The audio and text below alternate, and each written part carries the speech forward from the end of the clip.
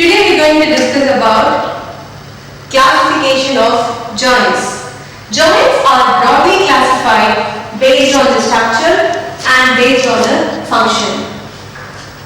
Structures, based on the structure, they are further classified as fibrous joints, cartilaginous joints and synovial joints.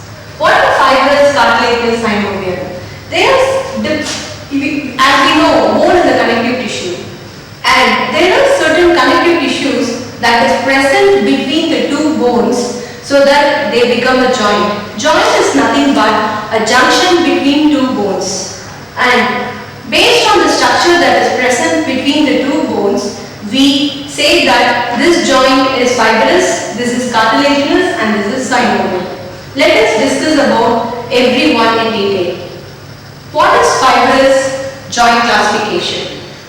If you see the joint, there between two bones, there is a fibrous structure that connects them and will not let them move with respect to each other. These are the fibrous joints. Fibrous joints further classified as suture joint, gome forces and syndesmosis. Suture joint is the joint that is present in the skull between the cranial bones. So as we know, we have two parietal bones, they are joined, and this joint will not let each parietal bone move. They are kind of fused joints so that there is no movement that can happen. Between the two parietal bone, you have the sagittal suture. Between the frontal and the two parietal bones, you have the coronal suture. All these joints are called as suture joints and they fall under the category of fibrous joints.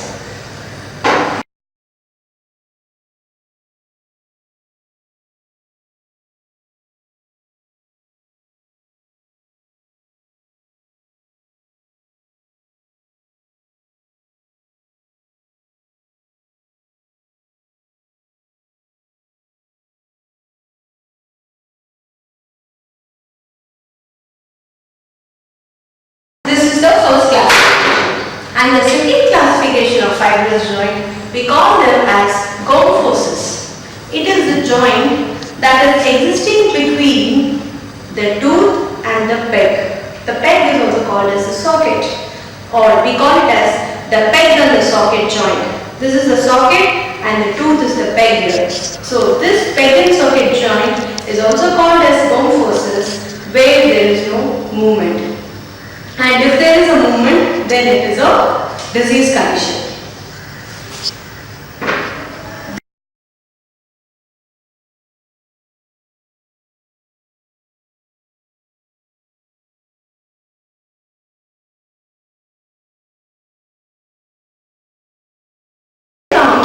The third classification under the fibrous joint, which is called as syndesmosis. This is a joint that exists between the radius ulna, tibia and fibula. Between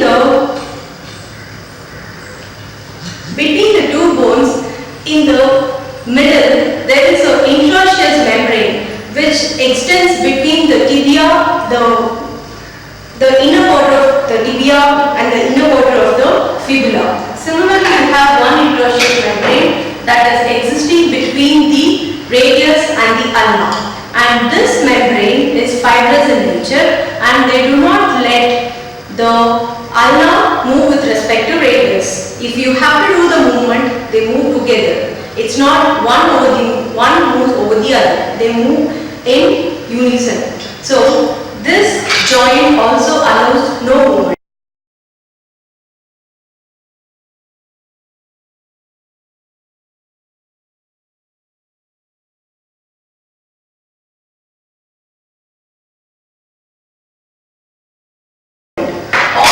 Fibrous joint, they do not allow any movement that occurs between the bone they are connecting to. Therefore, they are called as fibrous, and under the structural classification, they are called as synarthrosis, wherein there is no movement possible.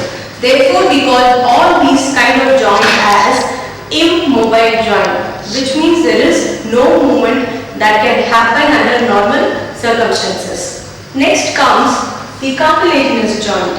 As I told earlier, it is based on some structure that is present between the two bones. These joints are classified under the structural classification. So, they are called as cartilaginous joints because they have a special cartilage between the two bones that permits limited movement. You have cartilaginous joints in the body at certain regions of the body which permits only limited range of motion. One is synchondrosis. These are the joint that is prevalent in the sternum. The junction between the ribs and the sternum, you have these cartilages which provides movement during inspiration and expiration, and the movement is limited. So that is what we call it as synchondrosis. I can explain this in this skeleton. This is the sternum. These are the ribs. The ribs are attached to the sternum by a cartilaginous structure, and this cartilage permits only limited movement.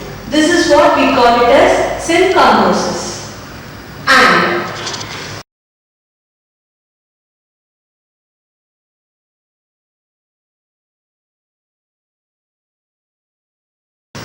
if you see two pubis, these are the pelvic bones and this is the pubis bone. Between the two pubis bone, there is a cartilage present, and this is called as symphysis, where movement is possible only during labor. At the time of delivery, all the structures relaxes and this cartilage stretches so that the fetus can pass through the space. So this is called symphysis pubis or pubic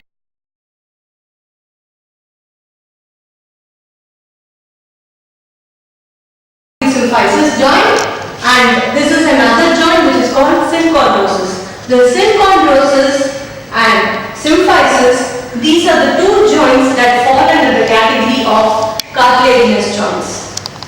Next classification is synovial joint. Synovial joint, they are classified as diarthrosis, which means multi-axial movement is possible, or they are also called as freely movable joint. So you saw all fibrous joints, which is called as immovable joint, and now this category is going to be freely movable. So between that, there is a amphi condition, that is what we call it as amphiarthrosis, and these are the cartilaginous joint that will come under the classification of amphiarthrosis, where they stand between totally not movable and freely movable, which means they allow partial movement. Hence, these cartilaginous joints are called as partially movable joint. Then comes the freely movable or the synovial joint, which is functionally classified as diarthrosis, and these joints are characterized by special synovial membrane.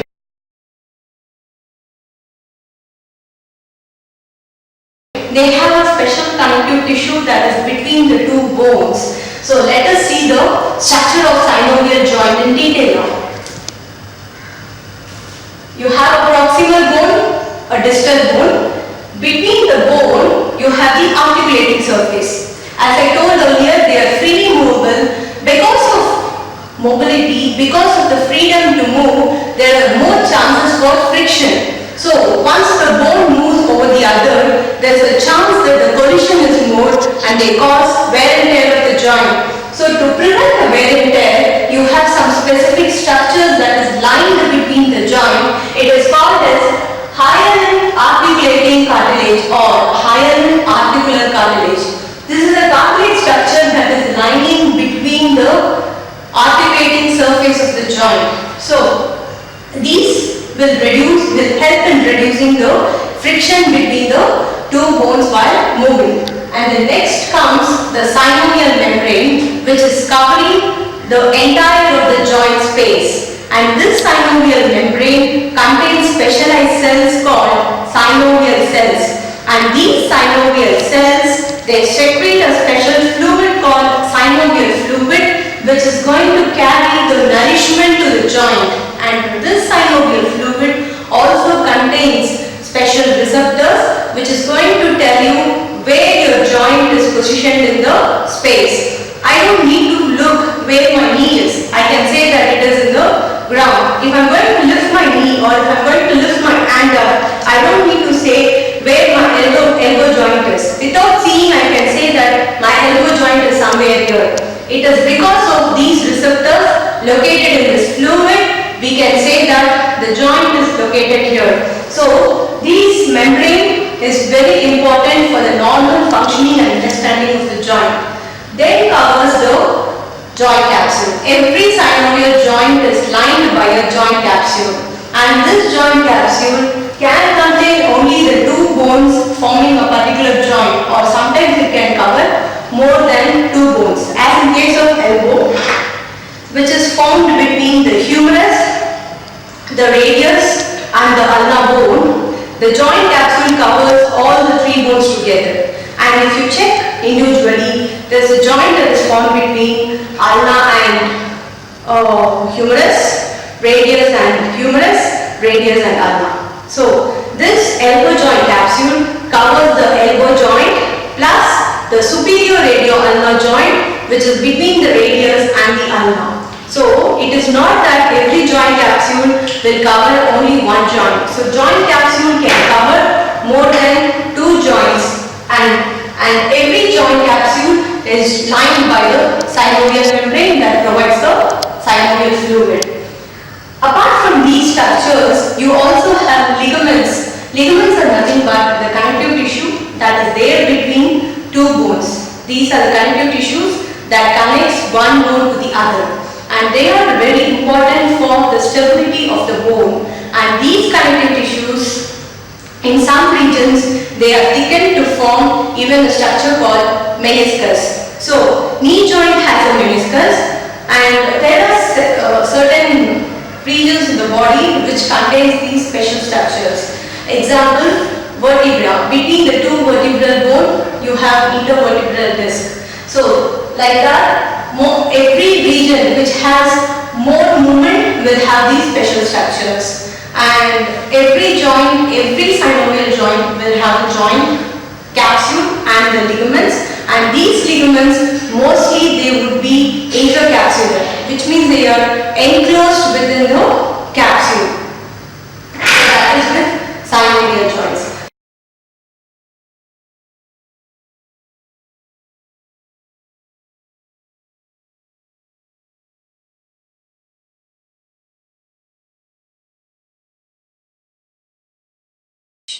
So when classifying a joint based on its range of motion, it's important to first understand the various axes that the movements are occurring along. And in joint movement, there are three main axes: the x-axis for up and down movement, the y-axis for side-to-side movement, and the z-axis, which is for three-dimensional movement.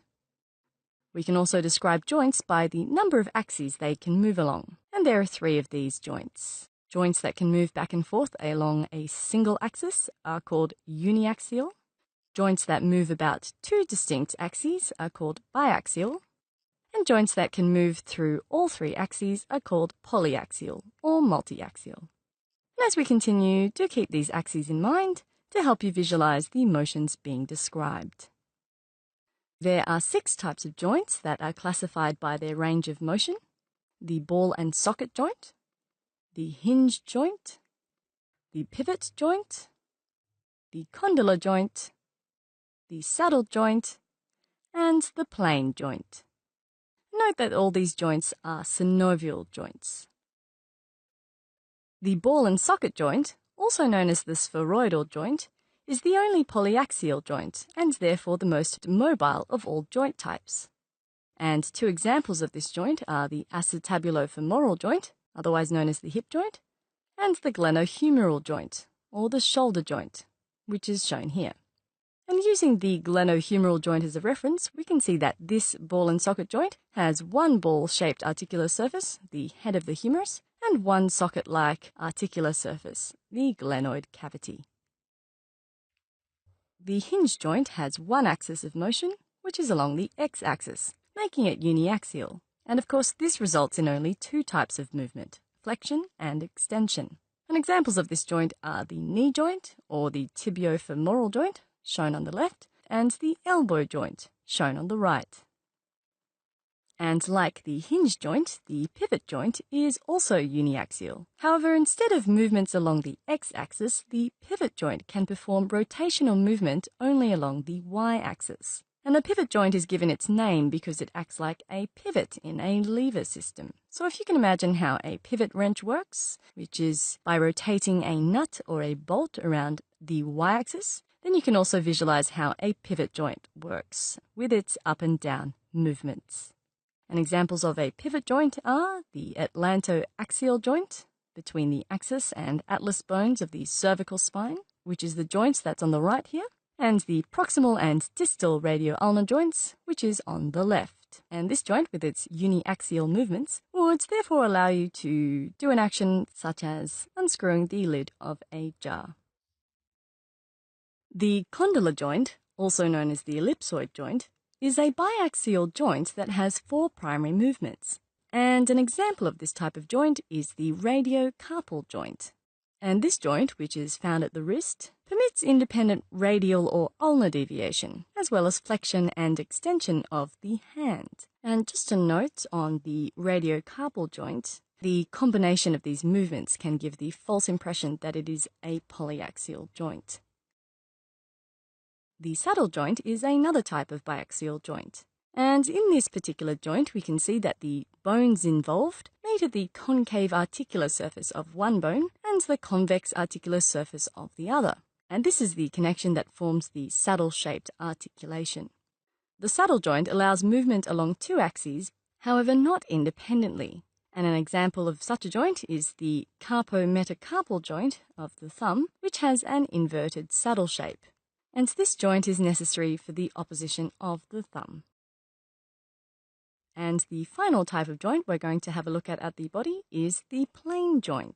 And this type of joint, unlike the other joints we've discussed, only permits movement along the plane of the articular surface. And therefore it cannot be classified as a uniaxial, biaxial, or polyaxial joint.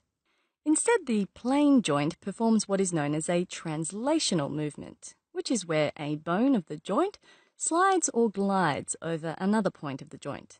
And an example of the plane joint is the acromioclavicular joint, which increases the flexibility of the shoulder.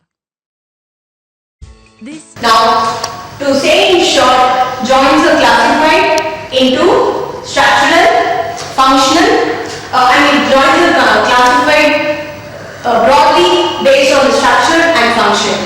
Based on structure, they are classified as fibrous, cartilaginous, synovial. Under fibrous, you have suture joint, that is in the skull. You have bronchosis,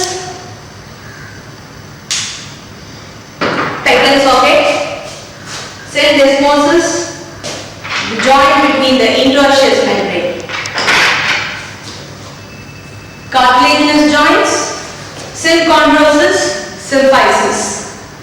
Synovial joint, you have ball and socket, the joint that is between the humerus and the scapula. So, when we discuss about the ball and socket joint, the distal bone is in the shape of a ball and the proximal bone will be a socket where one can move over the other. All the ball and sockets, you have two ball and socket joints in the human body. One is shoulder, another is hip, which is formed by the head of femur and the acetabular socket. So these are the two ball and socket joints that is there in the human body. All these two joints provide multi-axial movement, which means they can help the body to move in three axes and three planes. That is what is multi-axial ball and socket joint. And the next is the saddle joint. In saddle joint, you have 2 degrees of freedom, which means you have only 2 plane and two axis movements. And the saddle joint is the joint that exists between the first carpal, the carpal and the first metacarpal. We call it first carpo-metacarpal joint, which is the joint which is very close to your thumb, wherein you have flexion, extension, adduction, abduction movement possible. Apart from that, it also allows some degree of opposition which is present only in humans, which is absent in ape. It is only this movement which differentiates the movement of a human with an ape. That's when this movement is absent, we call the deformity as ape thumb deformity, where the thumb takes a rotation and it lies in parallel with other bones. Right, this is called the saddle joint. The name saddle is because of the saddle of a horse. One surface will always have shape like a saddle of the horse, other one will complement the structure of that, and which provides 2 degrees of freedom to the joint. Next comes the condylar joint, where again 2 degrees of freedom is possible. This is the joint that is prevalent between or that exists between the metacarpals and the phalanges. All the metacarpals and phalanges belong to this condylar joint, wherein flexion, extension, abduction, adduction, 2 degrees of freedom is possible in these joints. Next to the condylar joint, you have something called as plane joint. We have just saw that there is a cartilage structure between the two vertebral bodies. Apart from the connection through the vertebral bodies, the vertebrae are connected also through the facets. You have every vertebral bone has 2 distal facets which is articulating with the superior facet of the distal vertebra. Proximal vertebra, distal vertebra. The distal facets articulate with the superior facets, or the inferior facets articulate with the superior facets of the distal bone. So these articulation they do fall into the category of plane joint, where only gliding movement is possible, not more than that, and they give only 1 degree of freedom. Next comes the hinge joint, where again we have only 1 degree of freedom. The joint that is formed between the humerus and the ulna, or in short we can say that is the elbow joint. So it is flexion, extension. Only this movement is possible, which is again uniaxial. And the last one in this category is pivot joint, where there is a protrusion, and this is called as dens, or it is the second cervical bone. This is the first cervical bone called atlas. The dens articulates with the anterior arch of atlas, and this forms the atlantoaxial joint. This joint belongs to the category called pivot, where one pivots across the axis of dens. The atlas moves across the axis of dens. So what movement possible here would be? Saying no. So this movement happens in this atlantoaxial joint, and this is called as pivot joint because one pivots over the other.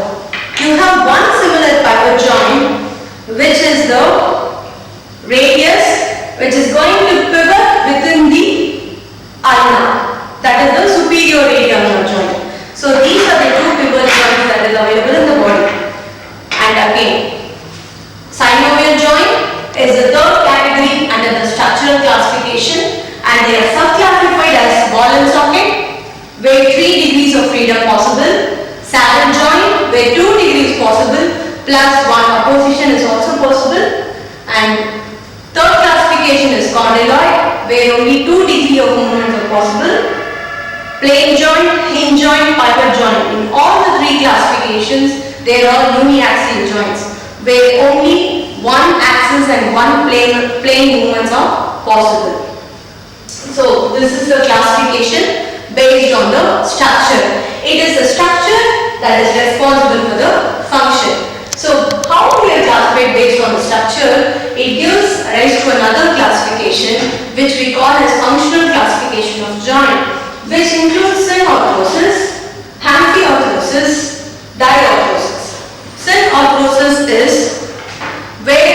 there is no movement. Or almost fused joints. Ampliorthosis, you have minimal movement, or we call it as partially mobile joint. Diorthosis is multi-axial movements are possible. Therefore, all the fibrous joints can be said as hemiarthrotic joints. All the cartilaginous joints can be said as ampliorthotic joints. All the synovial joints can be said as diorthotic joints. So, this is what is about the classification of joint.